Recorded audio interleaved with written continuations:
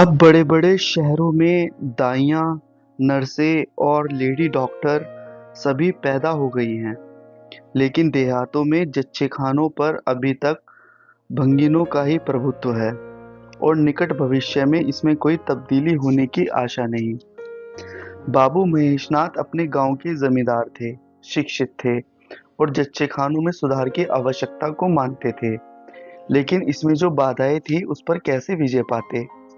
कोई नस देहात में जाने पर राजी न हुई और बहुत कहने सुनने से राजी भी हुई तो इतनी लंबी चौड़ी फीस मांगी कि बाबू साहब को सर झुकाकर चले आने के सिवा और कुछ न सूझा। लेडी डॉक्टर के पास जाने की उन्हें हिम्मत न पड़ी। उनकी फीस पूरी करने के लिए तो शायद बाबू साहब को अपनी आधी जायदाद बेचनी पड़ती।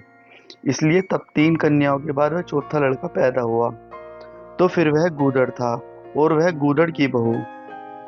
बच्चे अक्सर रात ही को पैदा होते हैं। एक दिन आधी रात को चपरासी ने गूदड़ के द्वार पर ऐसी हाँक लगाई कि पास पड़ोस में भी जाग पड़ गई। लड़की न थी कि मेरी आवाज से पुकारता। गूदड़ के घर में इस शुभ अवसर के लिए महीनों से तैयारियां हो रही थी। यह था तो यही कि फिर बेटी ना हो जाए, नहीं तो वहीं बंधा हुआ 1 रुपया और एक साड़ी मिलकर रह जाएगी। इस विषय में स्त्री पुरुष में कितनी ही बार झगड़ा हो चुका था, शर्त लग चुकी थी। स्त्री कहती थी अगर अब की बार बेटा ना हुआ तो मुंह ना दिखाऊं। हाँ हाँ, मुंह ना दिखाऊं, सारे लक्षण बेटे के हैं। गूदड़ कहता था देख लेना बेटी होगी और बीज खेत बेटी होगी। बेटा निकले तो मूछें मुंडा लूं, हाँ हाँ मूछें मुंडा लूं। शायद गूदड़ समझता था कि इस तरह अपनी स्त्री में पुत्र कामना को बलवान करके वह बेटे की अवाई के लिए रास्ता साफ कर रहा है। भूंगी बोला अब मूछ मुंडा ले दाढ़ीजार। कहती थी बेटा होगा, सुनता ही ना था, अपनी ही रट लगाए जाता था। मैं आज तेरी मूछें मूंडूंगी, खूंटी तक तो रखूंगी ही नहीं। गूदड़ ने कहा अच्छा मूंड लेना भली मानस, मूछें क्या फिर निकलेंगी ही नहीं। तीसरे दिन देख लेना फिर जो कि तू है, मगर जो कुछ मिलेगा उसमें आधा रखा लूंगा, कहे देता हूँ। बूंगी ने अनूठा दिखाया और अपने 3 महीने के बालक को गूदड़ के सुपुर्द कर सिपाही के साथ चल खड़ी हुई। गूदड़ ने पुकारा अरे सुन तो कहाँ भागी जाती है, मुझे भी बधाई बजाने जाना पड़ेगा, इसे कौन संभालेगा। बूंगी ने दूर ही से कहा इसे वही धरती पर सुला देना, मैं आगे दूध पिला जाऊंगी। महेशनाथ ने यहाँ अब भूंगी की अब खातिरदारियां होने लगी। सवेरे हरीरा मिलता, दोपहर को पूरिया और हलवा, तीसरे पहर को फिर और रात को फिर। गूदड़ को भी भरपूर परोसा मिलता था। भूंगी अपने बच्चों का दिन रात में 1-2 बार से ज्यादा ना पिला सकती थी, उसके लिए ऊपर के दूध का प्रबंध था। भूंगी का दूध बाबू साहब का भाग्यवान बालक पीता था और यह सिलसिला 12वें दिन भी न बंद हुआ। मालकिन मोटी ताजी देवी थी, पर अब की बार कुछ ऐसा सही हो कि उन्हें दूध हुआ ही नहीं। तीनों लड़कियों की बार इतने इफरात से दूध होता था कि लड़कियों को बदहजमी हो जाती थी। अब की बार एक बूंद नहीं। भूंगी दाई भी थी और दूध पिलाई भी। मालकिन कहती थी भूंगी हमारे बच्चों को पाल दे, फिर जब तक तू जिए बैठी खाती रहना, 5 बीघे माफी दिलवा दूंगी, नाती पोते तक चैन करेंगे। भूंगी का लाडला ऊपर का दूध हजम न कर सकने के कारण बार बार उल्टी करता और दिन दिन दुबला होता जाता था। भूंगी कहती बहूजी मुंडन में चूड़े लूंगी, कह देती हूँ। बहूजी उत्तर देती हाँ हाँ चूड़े ले लेना भाई, धमकाती क्यों है। चांदी के लेगी या सोने के। वाह बाबूजी, चांदी के चूड़े पहन के किसे मुंह दिखाऊंगी और किसकी हंसी होगी।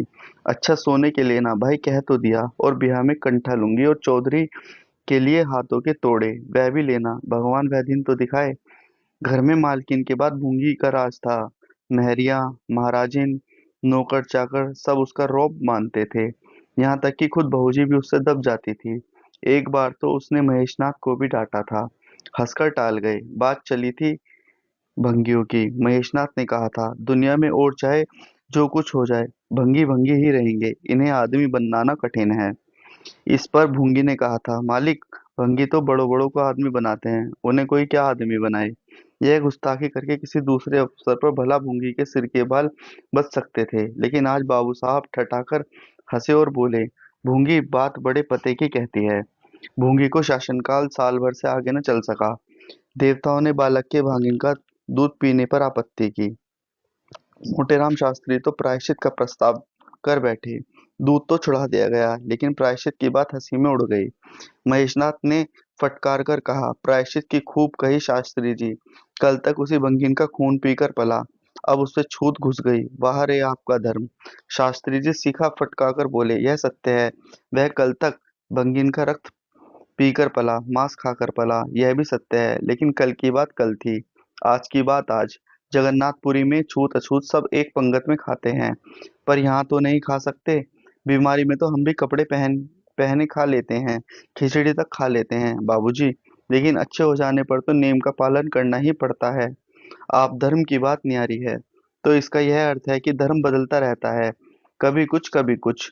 और क्या, राजा का धर्म अलग, प्रजा का धर्म अलग, अमीर का धर्म अलग, गरीब का धर्म अलग। राजे महाराजे जो चाहे खाएं, उनके साथ साथ चाहे खाएं, जिनके साथ चाहे शादी ब्याह करें, उनके लिए कोई बंधन नहीं। समर्थ पुरुष है, बंधन तो मध्य वालों के लिए है। प्रायश्चित तो न हुआ, लेकिन भूंगी की गद्दी से उतरना पड़ा। हाँ, दान दक्षिणा इतनी मिली कि वह अकेले ले जा न सकी, और सोने के चूड़े भी मिले। एक की जगह दो नई सुंदर साड़ियां, मामूली नैनसुख ही नहीं, जैसी लड़कियों की बार मिली थी। इसी साल प्लेग ने जोर बांधा और गूदड़ पहले ही चपेट में आ गया। भूंगी अकेली रह गई, पर गृहस्थी जो की तो चलती रही। लोग ताक लगाए बैठे थे कि भूंगी अब गई। फला भूंगी से बातचीत हुई, फला चौधरी आए, लेकिन भूंगी न कहीं आई न कहीं गई। यहाँ तक कि 5 साल बीत गए, और उसका बालक मंगल दुर्बल और सदा रोगी रहने पर भी दौड़ने लगा। वह सुरेश के सामने पिद्दी सा लगता था। एक दिन भूंगी महेशनाथ के घर का परनाला साफ कर रही थी। महीनों से गलीच जमा हो रहा था, आंगन में पानी भरा रहने लगा था। परनाल में एक लंबा मोटा बांस डालकर जोर से हिला रही थी। पूरा दाहिना हाथ परनाले के अंदर था कि एकाएक उसने चिल्लाकर हाथ बाहर निकाल लिया, और इसी वक्त एक काला सांप परनाले से निकलकर भागा। लोगों ने दौड़कर उसे मार तो डाला, लेकिन भूगी को न बचा सके। समझे पानी का सांप है, वैशाला न होगा, इसलिए पहले कुछ गलत गफलत हो गई। जब विष देह में फैल गया और लहरें आने लगी, तब पता चला कि ये पानी का सांप नहीं, गेहूं था। मंगल अब अनाथ था, दिन भर महेश बाबू के द्वार पर मंडराया करता। घर में जूठन इतना बचता था कि ऐसे ऐसे 10-5 बालक पल सकते थे। खाने की कोई कमी न थी। हाँ, उसे तब जरूर बुरा लगता था जब उसे मिट्टी के कटोरों में ऊपर से खाना दिया जाता था। सब लोग अच्छे अच्छे बर्तनों में खाते थे, उसके लिए मिट्टी के कटोरे। यूं उसे इस भेदभाव का बिल्कुल ज्ञान न होता था। लेकिन गांव के लड़के चिढ़ा चिढ़ा कर उसका अपमान करते रहते थे। कोई उसे अपने साथ खिलाता भी ना था। यहाँ तक कि जिस टाट पर वह सोता था वह भी अछूत थी। मकान के सामने एक नीम का पेड़ था, इसी के नीचे मंगल का डेरा था। एक फटा सा टाट का टुकड़ा, 2 मिट्टी के कसोरे और एक धोती, जो सुरेश बाबू की उतारन थी। जाड़ा गर्मी बरसात, हर एक मौसम में वह जगह एक सी आरामदेह थी। और भाग्य का बली मंगल झुलसती हुई लू, गलते हुए जाड़े और मूसलाधार वर्षा में भी जिंदा और पहले से कहीं स्वस्थ था। बस उसका कोई अपना था तो गांव का एक कुत्ता, जो अपने सहवर्गियों के जुल्म से दुखी होकर मंगल की शरण में आ पड़ा था। दोनों एक ही खाना खाते, एक ही टाट पर सोते। तबीयत भी दोनों की एक सी ही थी, और दोनों एक दूसरे के स्वभाव को जान गए थे। कभी आपस में झगड़ा ना होता। गांव के धर्मात्मा लोग बाबू साहब की इस उदारता पर आश्चर्य करते। ठीक द्वार के सामने 50 हाथ बिना होगा। मंगल का पड़ा रहना उन्हें 16 आने धर्म विरुद्ध जान पड़ा। छी, यही हाल रहा तो थोड़े ही दिनों में धर्म का अंत ही समझो। भंगी को भी भगवान ने ही रचा है, यह हम भी जानते हैं। उसके साथ हमें किसी तरह का अन्याय न करना चाहिए, यह किसे नहीं मालूम। भगवान का तो नाम ही पतित पावन है, लेकिन समाज की मर्यादाएं भी वस्तु हैं। उस द्वार पर जाते हुए संकोच होता है। गांव के मालिक हैं, जाना तो पड़ता ही है, लेकिन बस यही समझ लो कि घृणा होती है। मंगल और टामी में गहरी बनती थी। मंगल कहता, देखो भाई टामी, जरा और खिसक कर सो, आखिर मैं कहाँ लेटूं, सारा टाट तो तुमने घेर लिया। टॉमी कूकू करता दुम हिलाता और खिसक जाने के बदले और ऊपर चढ़ाता। मंगल का मुंह चाटने लगता। शाम को वह एक बार रोज अपना घर देखने और थोड़ी देर रोने जाता। पहले साल फूस का छप्पर गिर पड़ा, दूसरे साल एक दीवार गिरी, और अब केवल आधी आधी दीवारें खड़ी थी, जिनके ऊपर भाग नोकदार हो गया था। उसी उसे स्नेह की संपत्ति मिली थी, वही स्मृति, वही आकर्षण, वही प्यार उसे एक बार बार उसे उजाड़ में खींच ले जाता था। और टॉमी सदैव उसके साथ सोता था। मंगल नोकदार दीवार पर बैठ जाता और जीवन के बीते और आने वाले सपन देखने लगता, और टॉमी बार बार उछलकर उसकी गोद में बैठने की असफल चेष्टा करता। एक दिन कई लड़के खेल रहे थे, मंगल भी पहुंचकर दूर खड़ा हो गया। या तो सुरेश को उस पर दया या खेलने वालों की जोड़ी पूरे न पड़ती थी। कह नहीं सकते। जो कुछ भी हो, तजवीन की आज मंगल को भी खेल में शरीक कर लिया जाए। यहाँ कौन देखने आता है? क्यों रे मंगल, खेलेगा? मंगल बोला, ना भैया, कहीं मालिक देख ले तो मेरी चमड़ी उधेड़ दी जाए। तुम्हें क्या, तुम तो अलग हो जाओगे। सुरेश ने कहा, तो यहाँ कौन आता है देखने वे? चल, हम लोग सवार सवार खेलेंगे। तू घोड़ा बनेगा, हम लोग तेरे ऊपर सवारी करके दौड़ाएंगे। मंगल ने शंका की, मैं बराबर घोड़ा ही रहूंगा कि सवारी भी करूंगा, यह बता दो। यह प्रश्न टेढ़ा था, किसी ने इस पर विचार न किया था। सुरेश ने एक क्षण विचार करके कहा, तुझे कौन अपनी पीठ पर बिठाएगा, सोच। अगर तू भंगी है ही नहीं। मंगल भी खड़ा हो गया, बोला, मैं कब कहता हूँ कि मैं भंगी नहीं हूँ? लेकिन तुम्हें मेरी माँ ने अपना दूध पिलाकर पाला है। जब तक मुझे भी सवारी करने को न मिलेगी, मैं घोड़ा न बनूंगा। तुम लोग बड़े चतुर हो। आप तो मजे से सवारी करोगे और मैं घोड़ा ही बना रहूं। सुरेश ने डांट कर कहा, तुझे घोड़ा बनना पड़ेगा। और वह मंगल को पकड़ने दौड़ा। मंगल भागा। सुरेश ने दौड़ाया। मंगल ने कदम और तेज किए। सुरेश ने भी जोर लगाया, मगर वह बहुत खा खाकर थुल-थुल हो गया था और दौड़ने में उसकी सांसें फूलने लगती थी। आखिर उसने रुककर कहा, आकर घोड़ा बनो मंगल, नहीं तो कभी पा जाऊंगा तो बुरी तरह पीटूंगा। तुम्हें भी घोड़ा बनना पड़ेगा। अच्छा, हम भी बन जाएंगे। तुम पीछे से निकल जाओगे। पहले तुम घोड़ा बन जाओ, मैं सवारी कर लूं, फिर मैं बनूंगा। सुरेश ने सचमुच चकमक देना चाहा था। मंगल का यह मुतालबा सुनकर साथियों से बोला, देखते हो इसकी बदमाशी, भंगी है ना? तीनों ने मंगल को घेर लिया और उसे जबरदस्ती घोड़ा बना दिया। सुरेश ने चटपट उसकी पीठ पर आसन जमा लिया और टिक टिक करके बोला, चल घोड़े चल। मंगल कुछ देर तक तो चला, लेकिन उसे बोझ से उसकी कमर टूट जाती थी। उसने धीरे से पीठ सिकोड़ी और सुरेश की रान के नीचे से सरक गया। सुरेश मोहदे लत से गिर पड़े और भोंपू बजाने लगे। माँ ने सुना, सुरेश कहीं रो रहा है, सुरेश कहीं रोए, तो उनके तेज कानों में भनक जरूर पड़ जाती थी। और उसका रोना भी बिल्कुल निराला होता था, जैसे इस छोटी लाइन के इंजन की आवाज। महरी से बोली, देख तो सुरेश कहीं रो रहा है, पूछ तो किसने मारा है। इतने में सुरेश खुद आंखें मलता हुआ आया। उसे जब रोने का अवसर मिलता था तो माँ के पास फरियाद लेकर जरूर आता था। माँ मिठाई या मेवे देकर आंसू पोंछ देती थी। आप थे तो 8 साल के, मगर थे बिल्कुल गाबदी। हद से ज्यादा प्यार ने उसकी बुद्धि के साथ वही किया था जो हद से ज्यादा भोजन ने उसकी देह के साथ किया था। माँ ने पूछा, क्यों रोता है सुरेश, किसने मारा? सुरेश ने रोकर कहा, मंगल ने छू दिया। माँ को विश्वास न आया। मंगल इतना निरीह था कि उसने किसी तरह की शरारत की शंका न होती थी। लेकिन जब सुरेश कसमें खाने लगा तो विश्वास करना लाजिम हो गया। मंगल को बुलाकर डांटा, क्यों रे मंगल, अब तू बदमाशी सूझने लगी? मैंने तुझसे कहा था सुरेश को कभी मत छूना, याद है कि नहीं, बोल। मंगल ने दबी आवाज से कहा, याद क्यों नहीं है? तो फिर तूने उसे क्यों छुआ? मैंने नहीं छुआ। तूने नहीं छुआ तो वह रोता क्यों था? गिर पड़े, इसमें रोने लगे। चोरी और सीना चोरी। देवी जी दांत पीस कर रह गई। मारती तो उसी दम स्नान करना पड़ता, छड़ी तो हाथ में लेनी ही पड़ती, और छूत का विद्युत प्रवाह इस छड़ी के रास्ते उनकी देह में पेवस्त हो जाता। इसलिए जहां तक गालियां दे सकी दी और हुक्म दिया, अभी अभी यहाँ से निकल जा। फिर जो इस द्वार पर तेरी सूरत नजर आई तो खून ही पी जाऊंगी। मुफ्त की रोटियां तोड़कर खा खा कर शरारत सूझती है। मंगल में गैरत तो क्या थी, हाँ डर था। चुपके से अपने सकोरे उठाए, टाट का टुकड़ा बगल में दबाया, धोती कंधे पर रखी और रोता हुआ वहां से चल पड़ा। अब वह यहाँ कभी ना आएगा। यही तो होगा कि भूखा मर जाएगा। क्या रह जाए, इस तरह जीने से फायदा ही क्या? गांव में उसके लिए और कहाँ ठिकाना था? भंगी को कौन पनाह देता? उसी खंडर की ओर चला जहाँ भले दिनों की स्मृतियां उसके आंसू पोंछ सकती थी। और वह खूब फूट फूट कर रोया। उसी क्षण टॉमी भी उसे ढूंढता हुआ पहुंचा और दोनों फिर अपनी व्यथा भूल गए। लेकिन जो जो दिन का प्रकाश क्षीण होता जाता था, मंगल की ग्लानि भी क्षीण होती जाती थी। बचपन को बेचैन करने वाले वो देह को रक्त पी पी कर और भी बलवान होती जाती थी। आंखें बार बार कसोरों की ओर उठ जाती।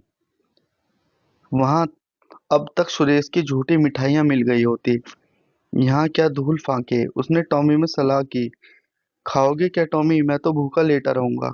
टॉमी ने कूकू करके शायद कहा, इस तरह का अपमान तो जिंदगी भर सहना है। ये हिम्मत हारोगे तो कैसे काम चलेगा? मुझे देखो ना, कभी किसी ने डंडा मारा, चिल्ला उठा। फिर जरा देर बाद दुम हिलाता हुआ उसके पास जा पहुंचा। हम तुम दोनों इसीलिए बने हैं भाई, मंगल ने कहा। तो तुम जाओ, जो कुछ मिले खा लेना, मेरी परवाह ना करो। टॉमी ने अपनी जवान भाषा में कहा, अकेला नहीं जाता, तुम्हें साथ लेकर चलूंगा। मैं नहीं जाता तो मैं भी नहीं जाता। भूखों मर जाओगे तो क्या तुम जीते रहोगे? मेरा कौन बेटा है जो रोएगा? यहाँ भी वही हाल है भाई। कवार में जिस कुतिया से प्रेम किया था उसने बेवफाई की और अब कल्लू के साथ है। खैरियत यही हुई कि अपने बच्चे लेती गई, नहीं तो मेरी जान गाड़े में पड़ जाती। पांच पांच बच्चों को कौन पालता? एक क्षण के बाद भूख ने एक दूसरी युक्ति सोच निकाली। मालकिन हमें खोज रही होगी। क्यों टॉमी? और क्या, बाबूजी और सुरेश खा चुके होंगे। कहार ने उनकी थाली से झूठन निकाल दिया होगा और हमें पुकार रहा होगा। बाबूजी और सुरेश दोनों ही थालियों में घी खूब रहता है, और वह मीठी मीठी चीज, हाँ मलाई, सब का सब घूरे पर डाल दिया जाएगा। देखें, हमें खोजने कोई आता है। खोजने कौन आएगा? क्या कोई पुरोहित हो? एक बार मंगल मंगल होगा और बस थाली परनाले में उड़ेल दी जाएगी। अच्छा तो चलो चले, मगर मैं छिपा रहूंगा। अगर किसी ने मेरा नाम लेकर न पुकारा तो मैं लौट आऊंगा, यह समझ लो। दोनों वहां से निकले और आकर महेशनाथ के द्वार पर अंधेरे में दुबक्कर खड़े हो गए। मगर टॉमी को सब्र कहाँ। वह धीरे से अंदर घुस गया। देखो, महेशनाथ और सुरेश थाली पर बैठ गए हैं। बरोटे में धीरे से बैठ गए, मगर डर रहा था कि कोई डंडा न मार दे। नौकर में बातचीत हो रही थी। एक ने कहा, आज मंगलवा नहीं दिखाई देता। मालकिन ने डांटा था, इससे भागा है शायद। दूसरे ने जवाब दिया, अच्छा हुआ निकाल दिया गया। सवेरे सवेरे भंगी का मुंह देखना पड़ता था। मंगल और अंधेरे में खिसक गया। आशा गहरे जल में डूब गई। महेशनाथ थाली से उठ गए। नौकर हाथ धुलवा रहे थे। अब हुक्का पियेंगे और सोएंगे। सुरेश अपनी माँ के पास बैठा कोई कहानी सुनता सुनता सो जाएगा। गरीब मंगल की किसे चिंता है? इतनी देर हो गई, किसी ने भूले से भी न पुकारा। कुछ देर तक मैं निराश सा खड़ा रहा, फिर एक लंबी सांस खींचकर जाना ही चाहता था कि कहार पत्तल में थाली का झूठन ले जाता नजर आया। मंगल अंधेरे से निकलकर प्रकाश में आ गया। अब मन को कैसे रोके? कहार ने कहा, अरे तू यहाँ था, हमने समझा कि कहीं चला गया है। ले खा ले, मैं फेंकने जा रहा था। मंगल ने दीनता से कहा, मैं तो बड़ी देर से यहाँ खड़ा था, तो बोला क्यों नहीं? मारे डर के। अच्छा ले खा ले। कहार ने पत्तल को ऊपर उठाकर मंगल के फैले हुए हाथों में डाल दिया। मंगल ने उसकी ओर ऐसी आंखों से देखा जिसमें दीन कृतज्ञता भरी हुई थी। टॉमी भी अंदर से निकल आया था। दोनों वहीं नीम के नीचे पत्तल में खाने लगे। मंगल ने एक हाथ से टॉमी का सिर सहलाकर कहा, देखो, पेट की आग ऐसी होती है। यह लात की मारी हुई रोटियां भी न मिलती तो क्या करते? टॉमी ने दुम हिला दी। सुरेश को अम्मा ने पाला था। टॉमी ने फिर दुम हिलाई। लोग कहते हैं दूध का दाम कोई नहीं चुका सकता, और मुझे दूध का यह दाम मिल रहा है। टॉमी ने फिर दुम हिलाई।